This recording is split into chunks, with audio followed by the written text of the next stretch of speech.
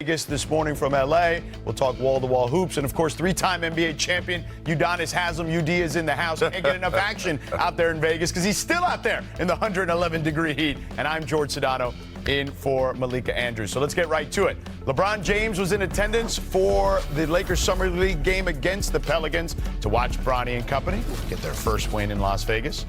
This, of course, in the midst of all the chatter surrounding where LeBron will play this season and perhaps beyond after his agent Rich Paul made an interestingly worded statement to our Shams Charania in late June. Quote, LeBron wants to compete for a championship. He knows the Lakers are building for the future. He understands that, but he values a realistic chance at winning it all. We're very appreciative of the partnership that we've had for 8 years with Jeannie and Rob, and consider the Lakers a critical part of his career. Plenty have read into the past tense verbiage used by the Clutch Sports CEO, and on a recent appearance on SiriusXM Radio, he discussed the situation further. It's not for us to rebuttal or to try to give clarity on what's said, what's not said.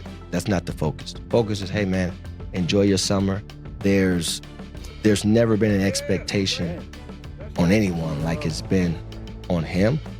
But my thing is just continue to find your joy. You know, you can't go out here and try to prove everyone wrong or, you know, align with or wanting to make sure that everyone is right. The critique is going to be the critique. And this is for all players, by the way. You know, I think everyone's journey is a lot different. The success of some and the failures or the so-called failures of others, it depends on what lens you're looking out of. All right, Udonis, I know finding your joy were words that may still sting a little bit for Miami and whatnot following the whole Jimmy Butler drama this past season. But listen, this is LeBron James we're talking about. So what do you think he should be prioritizing, UD? George, that was a low blow. I just want to let you know first and foremost. The last time I heard a player talk about finding their joy, it did not end well for myself and my organization. But what I will say about LeBron James is two things can be true. LeBron can be looking for an opportunity to put himself in a winning situation, and the Lakers can be looking for an opportunity to put themselves in a winning situation the next 4 or 5 years. I think they both have the same goals, but just not the same timeline. And for LeBron James, we don't know how much time he has, and rightfully so. You should want to put yourself in a position where you can win a championship and land a plane. That is not in LA. I don't give a damn who they bring to LA. That is not a championship roster right now with the LA Lakers. If LeBron James wants to put himself in a championship situation, then there has to be another opportunity out there that he needs to look for. I do know a place where he is welcome, and he will always be welcome, just to put that out there. You know what I'm saying? The keys under the mat? But, George, you asked, what should LeBron be prioritizing? He's already told us what he's prioritizing. And it's not, he didn't tell us with a statement. He told us with the decision to opt into the last year of his contract. He's prioritizing the finances. He's prioritizing the $52.6 million. Who could blame him for that? Nobody going to be mad at you. But my point is this. You prioritize finances over flexibility. If he wanted the option of choosing whatever team, of putting himself in the best position to compete for a championship this year, he could have taken that. It would have cost him a lot of money. But at this point, hey, enjoy your summer, and we'll see you for Lakers training camp because you opted in to be on the Los Angeles Lakers roster. I'm going to go glass half full. UD's going to yell at me for it. Uh-oh. Get ready, UD. Look, they were 20-12 after the Luka trade. Like, without a training camp, you got a lob threat in Ayton, and Ayton knows the lights are on him. I know George is looking at me talking about Ayton. Ayton, I believe in my boy from the Bahamas. I think he's going to have the best season of his career. He better. And then here's the thing. I think patience is best for LeBron now.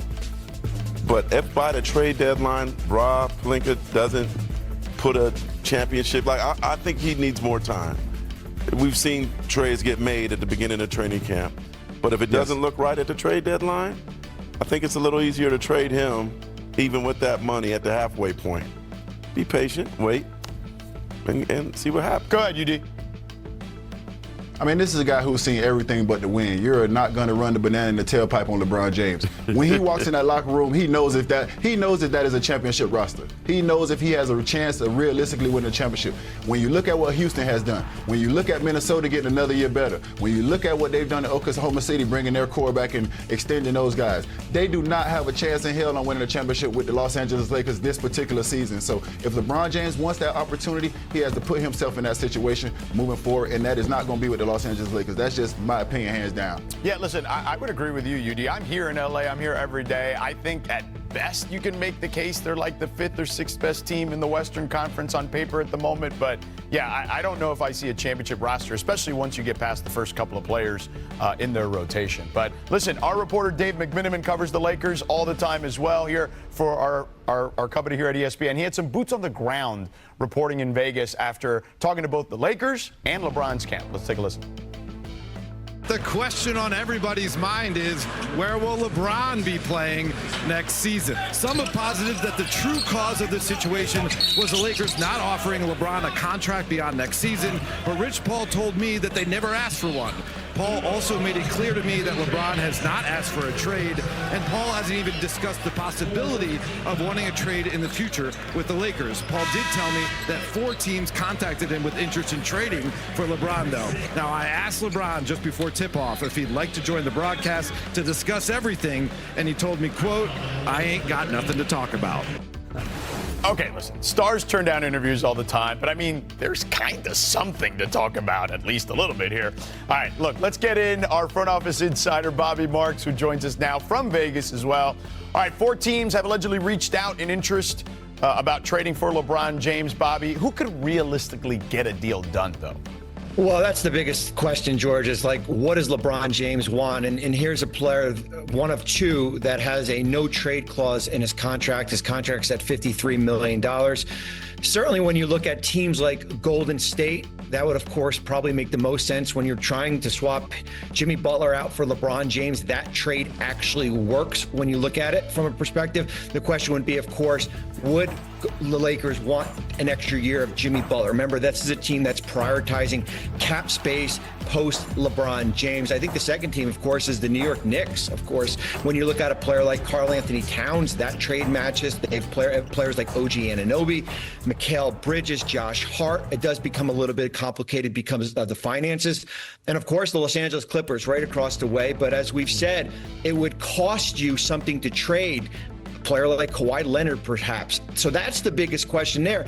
I think unrealistic teams are potentially Cleveland. Cleveland will certainly be mentioned a lot if LeBron James ever became available because of their finances in the second apron. It is unrealistic that the Cleveland Cavaliers could potentially trade for LeBron James. I do think, realistically, if he became a free agent, now that opens up the door for a lot of teams to go out and sign him there, because I keep on going back to that statement.